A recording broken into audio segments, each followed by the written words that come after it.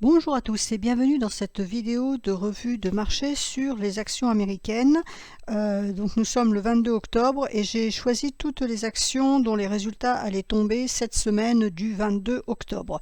Donc il s'agit de Coca-Cola, Microsoft, Meta, Visa, Google, IBM, Amazon, Intel, Exxon et Chevron. Donc je vous les passe dans l'ordre en fonction des jours de sortie. Donc je commence par Coca-Cola qui sort donc avant ouverture mardi. Donc voilà la situation de Coca-Cola. On est allé chercher un point bas ici. On ne sait pas trop si il y a encore du potentiel baissier pour aller chercher le nuage hebdomadaire ou si au contraire on repart pour un mouvement haussier. Et donc pour le moment on est en correction. Donc la semaine qui vient de se terminer, la semaine qui s'est finie, donc la semaine du 16 octobre, pour le moment on nous donne une bougie de retournement dans la tendance, mais ce peut n'être qu'une correction. On ne sait pas dans cette configuration hebdomadaire si c'est seulement de la correction ou et que ça peut repartir à la baisse ou si au contraire on a atteint un point bas et on repart à la hausse. Alors ce qui me gêne toujours dans ce genre de configuration, c'est quand on n'atteint pas des niveaux clés comme le nuage mensuel ici par exemple. Voilà ce qu'on a fait. On est allé chercher un niveau ici de SSB, donc ce niveau-là est propre à 51,74 et c'est le niveau qui renvoie les prix à la hausse. Donc peut-être que c'est suffisant, peut-être qu'il n'y a pas matière à ce que Coca-Cola baisse plus bas, c'est une possibilité. C'est un niveau technique qui est atteint, mais on n'est pas allé chercher celui-là qui n'est pas très loin, faut bien le dire. Donc ça laisse toujours une incertitude sur le potentiel de la bougie qui est en cours. Donc les résultats tombant mardi, donc avant ouverture, est-ce que les résultats vont permettre d'aller chercher ce niveau-là ou au contraire, est-ce que les résultats sont suffisamment bons pour que, au contraire, ça reparte? Et dans ce cas-là, il faudrait que Coca-Cola repasse les 59,76, ici, la Kijun mensuel, donc pour nous donner un signal d'achat, c'est-à-dire de reprise haussière de long terme. Donc en hebdomadaire, je reviens sur mon graphique hebdomadaire. Vous voyez qu'ici on a la Kijun hebdomadaire, la Kijun mensuelle et le nuage en résistance. Donc on comprend bien que tant qu'on va être situé entre ce nuage hebdomadaire et ce nuage mensuel ici, c'est de la neutralité. Donc ça n'empêche pas de se positionner dessus si on a envie de se positionner dessus, mais c'est de la neutralité. On est entre deux zones, on est techniquement même pas, on est pas vraiment haussier long terme puisqu'on est au-dessus du nuage mais on est en dessous de la Kijun, donc vous voyez que c'est vraiment entre les deux. Et puis moyen terme, on est baissier puisqu'on est sous la Kijun et sous le nuage. Donc il faut vraiment repasser toute cette zone là. Donc pour bien faire, il faut repasser au-dessus de 62$ pour avoir une idée d'un potentiel vraiment haussier de long terme sur cet actif. Et donc quand on regarde en journalier, on voit le problème, c'est ça, c'est la Kijun journalière qui est ici.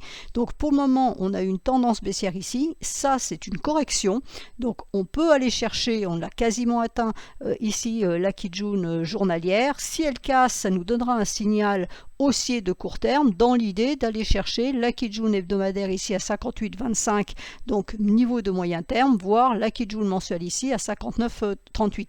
Et là sur le graphique journalier, on voit bien qu'il y a des résistances ici et qu'il va falloir passer toutes ces résistances pour permettre au prix d'être libre de monter et donc de redonner une tendance haussière de long terme sur cet actif. Ensuite, après clôture, donc toujours mardi, nous avons Microsoft.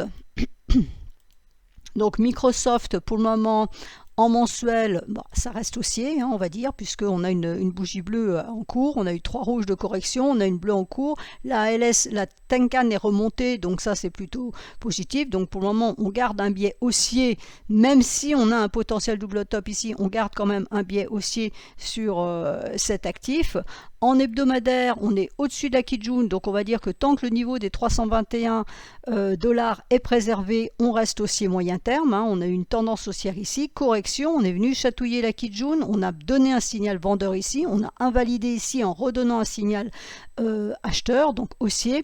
Maintenant, il faut voir, on a la Tenkan ici en support qui doit tenir à 325,49. Si elle lâche, c'est impérativement ce niveau-là à 321,32 qu'il va falloir surveiller. Si on enfonce ce niveau-là, à ce moment-là, on on aurait 306 $. Et ici, le niveau majeur à ne pas enfoncer à 290,48, puisque ceci est la Kijun mensuelle. Donc si on enfonce la Kijun mensuelle, ça veut dire qu'on donne un signal vendeur de long terme, hein, dans l'idée d'aller chercher le nuage qui est beaucoup plus bas, autour des 265. Donc le premier niveau, c'est ici, hein, à surveiller donc, pour la sortie des résultats. Donc comme ils sortent mardi après clôture, ça sera actif mercredi. Ça rentrera dans les prix mercredi. On a le double support ici, hein, 321 on va dire, et 325 à surveiller. Tant que ce double support tient, on peut envisager une reprise haussière qui sera active vraiment au-dessus des 366, qui est le dernier point haut. Et en journalier... Donc en journalier, on voit bien hein, neutralité depuis un certain temps, puisqu'on est dans le nuage, on est au-dessus de la Kijun journalière, donc on reste, on n'a pas de signal baissier sur court terme. Attention à la lagging span ici, hein, si on casse les 326,11, à ce moment-là, elle va nous valider une baisse de court terme dans l'idée potentiellement d'aller chercher les 318, tout en sachant que les prix, eux, pourraient bloquer sur les 321. Donc on voit bien qu'ici, on a du support, puisqu'on a du court terme et du moyen terme en support. On a de la résistance, puisqu'on est dans le nuage et donc on est dans une zone de neutralité. Donc il faut passer les 340 ici pour envisager plus de hausse, puisqu'il faut repasser de côté du nuage journalier pour donner une indication de renversement de tendance de court terme. Donc on a bien une tendance baissière ici, il faut repasser de ce côté-là pour redonner une tendance haussière sur Microsoft. Ensuite, Google, donc toujours mardi après clôture. Google en mensuel, bon, on va dire que c'est la même tête que Microsoft, hein, ça reste haussier, il n'y a pas grand-chose à dire. En hebdomadaire, bon là on a eu une bougie rouge cette semaine qui était plus ou moins annoncé par le doji de la semaine dernière. Donc le niveau à surveiller, c'est les 134, la Tenkan. Tant que ça tient en support, ma tendance haussière ici est pérenne. Si cette droite venait à casser, à ce moment-là, on aura un support majeur ici à 126,75 et la Kijun hebdomadaire à 122,10. Et si celle-ci cassait, c'est la Kijun mensuelle ici à 117,45. Et en journalier, ça reste positif puisqu'on est bien toujours au-dessus de la Kijun, on est au-dessus du nuage.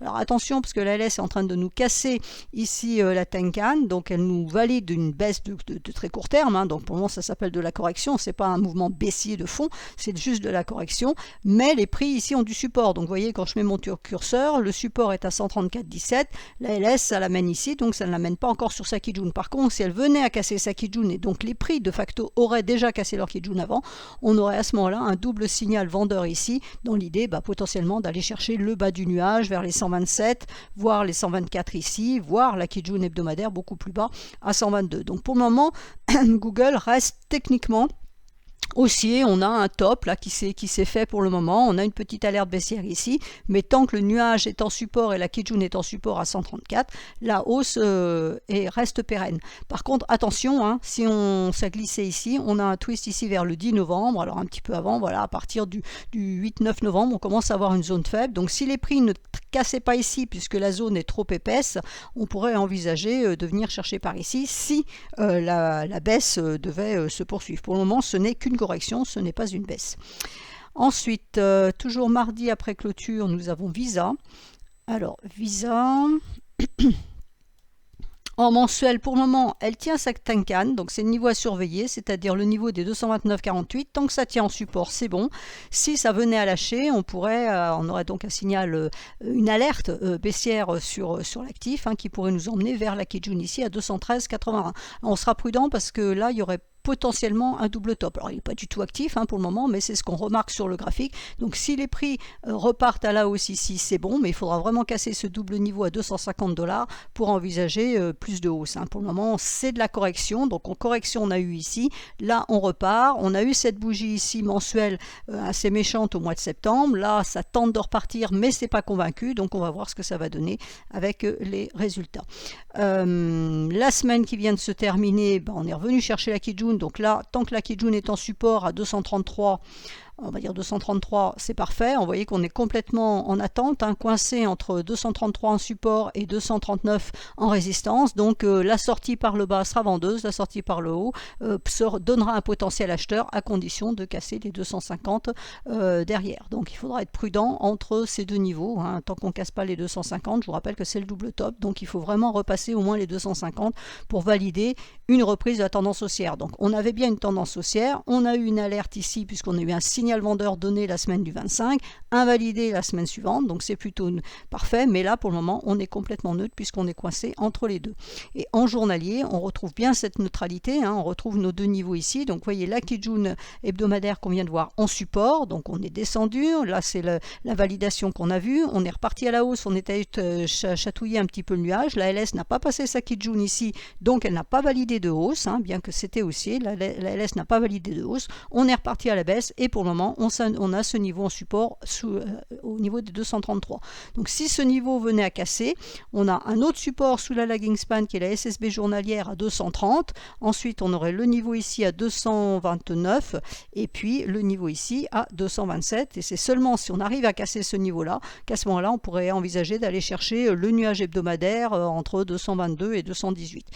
Par contre, on a un twist ici au 1er novembre, donc on peut aussi avoir cette configuration où on vient chercher ça et au 1er novembre, on passe et on relance une hausse. Donc pour le moment, c'est indécis, c'est neutre, hein, on le voit bien, c'est bien ce qui est écrit. On verra ce que donneront les résultats. Ensuite, je passe à mercredi, donc résultat après clôture. Nous avons IBM. Alors IBM, c'est là-haut. IBM en mensuel.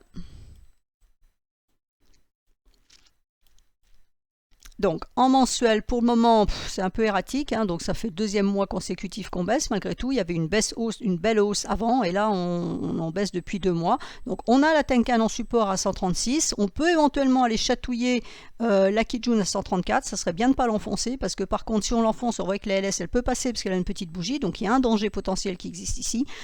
Si on enfonçait cette Kijun, à ce moment-là, on aurait un support ici à 130 et le niveau critique, c'est ça, hein, c'est autour des 125 parce que c'est un passage faible. Donc si les prix voulaient vraiment baisser, si on avait une impulsion baissière sur IBM, ça pourrait passer ici et donc le support à ce moment-là serait à 119. A contrario, tant que ce niveau-là est en support, c'est-à-dire ne laisse pas passer les prix, à ce moment-là, on peut envisager de la hausse dans l'idée d'aller chercher ici les 159, mais attention, là aussi, on aurait peut-être une configuration en double top.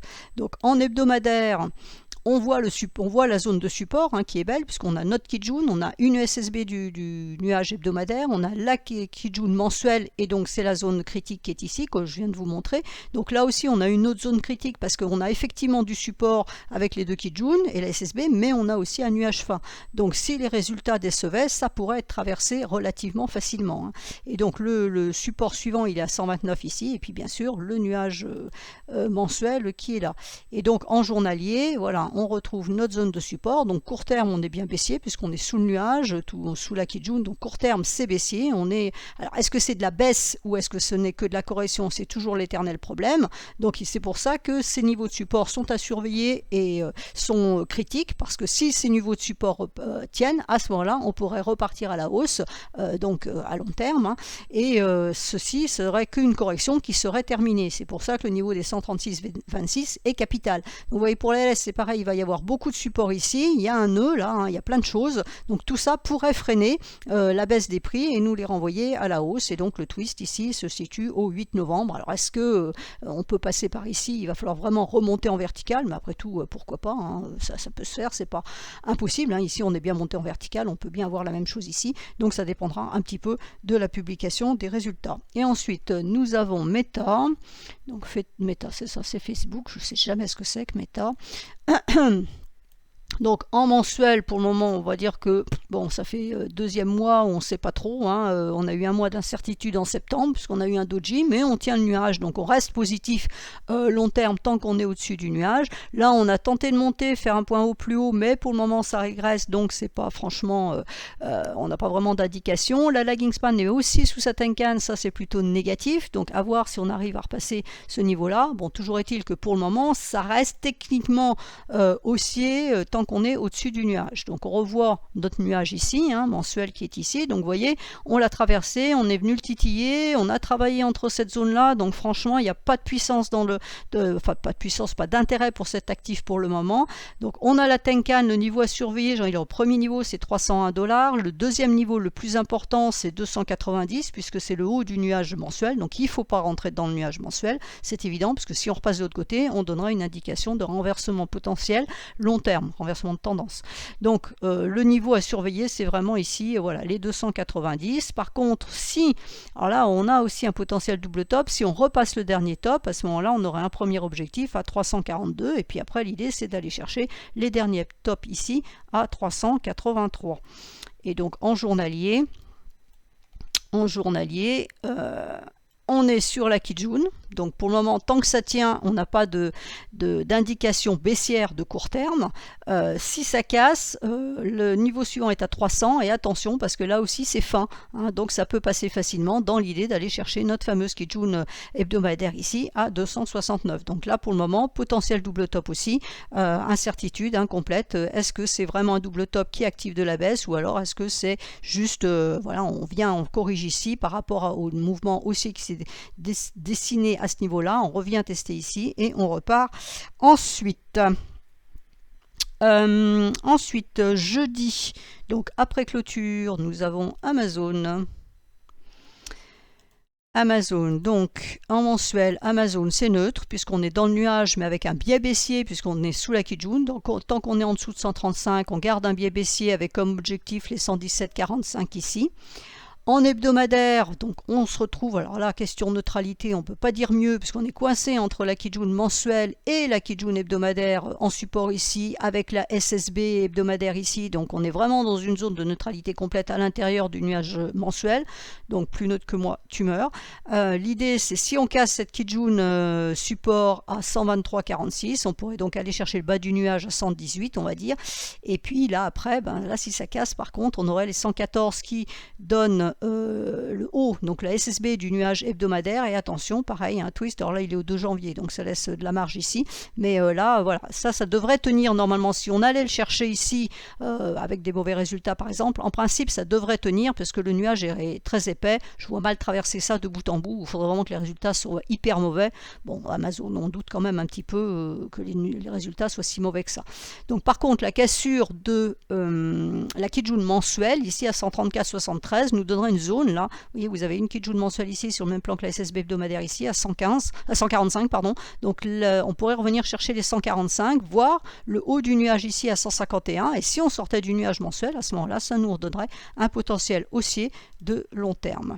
Et en journalier, voilà, hein, c'est bien neutre. La Kijun hebdomadaire ici en support, la Kijun mensuelle, la Kijun journalière et la SSB journalière en résistance. Donc on voit bien qu'on est entre deux zones, là, ici, dans cette zone-là. Donc soit on casse ça et à ce moment on redonne un potentiel haussier. Là en plus le nuage est fin, donc c'est possible.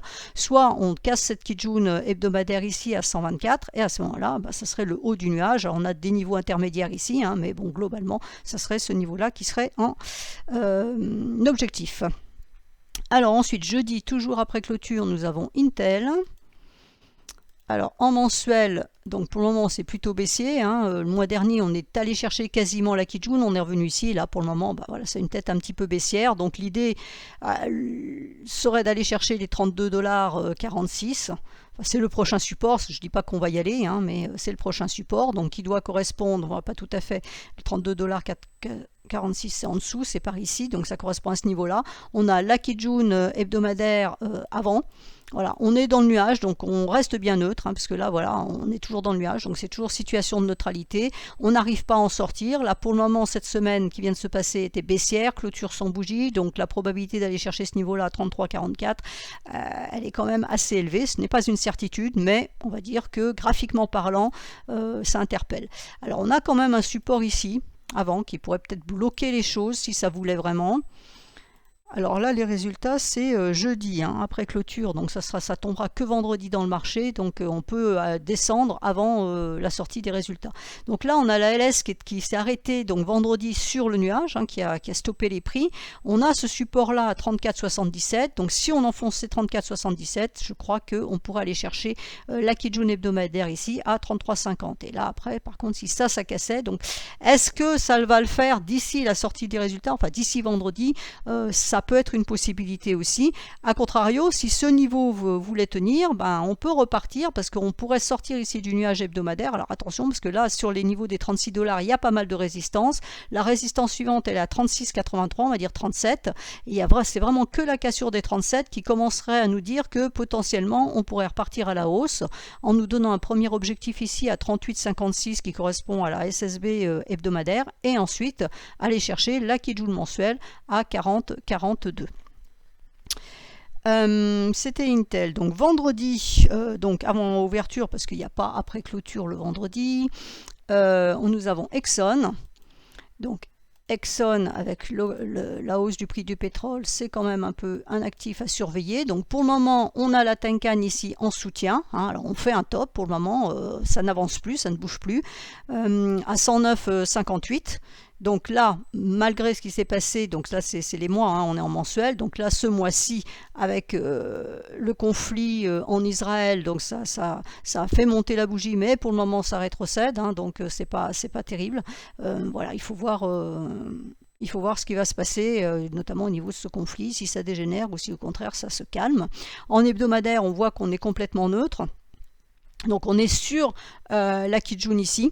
On est dessus, là on a fini encore dessus, on a tenté de monter un peu plus haut, parce qu'on a un point haut plus haut et un point bas plus haut, donc on essaye de monter. Donc là on avait clôturé légèrement en dessous, là on clôture légèrement au-dessus, donc autant dire que c'est vraiment la neutralité complète. Il faudrait arriver à repasser cette Tenkan pour vraiment dire ok, on pourrait revenir chercher les derniers points hauts, et c'est seulement si on dépassait les 120 $ qu'à ce moment-là on redonnerait du potentiel haussier long terme sur cet actif. Pour le moment je ne trouve pas ça très emballant, hein. C'est pas très intéressant. En journalier, on est coincé dans le nuage entre la Kijun journalière, la Kijun hebdomadaire, c'est vraiment pas propre. Là on voit bien, hein, qu'on est dans une zone compliquée, donc il faut vraiment arriver à s'extraire par ici pour vraiment redonner du potentiel. Donc globalement j'attendrai vraiment la cassure des 120 pour me repositionner sur un tel actif, parce que bon voilà, pour le moment c'est quand même pas très lisible. Et enfin je finis avec Chevron, donc toujours dans le pétrole. Chevron, on retrouve la même configuration, hein, voilà, c'était baissier et c'est remonté avec Israël. En hebdomadaire, on a un peu du mal à s'extraire du nuage, hein, voilà, on était rentré le 2 octobre, on est toujours là-dedans, là on a clôturé au-dessus, donc bon voilà, on essaye de faire quelque chose, mais c'est pas convaincant. On a malgré tout ici une Kijun en résistance au-dessus de la lagging span à 170, donc tant qu'on casse pas la 70, il n'y a pas de hausse, et même là on restera quand même relativement prudent. Le nuage est fin, donc on a du support, hein, à 161 qui est la Kijun plus la SSB hebdomadaire, donc ça peut faire support. Donc c'est voilà, pour le moment c'est une zone neutre, j'ai envie de dire, vraiment entre les 161 ici et qu'est-ce que j'ai dit, les 170 juste au-dessus. Il n'y a pas grand chose à faire entre ces deux niveaux. Voilà, on retrouve bien, hein, ici la zone critique qui est là. On a ce niveau là qui a été travaillé, les 169, 170 ici en résistance. Donc tant qu'on casse pas ça, il n'y a pas de hausse potentielle sur cet actif. Voilà, je vous referai une autre vidéo la semaine prochaine sur les prochaines sorties de résultats. Je vous souhaite à tous une excellente semaine.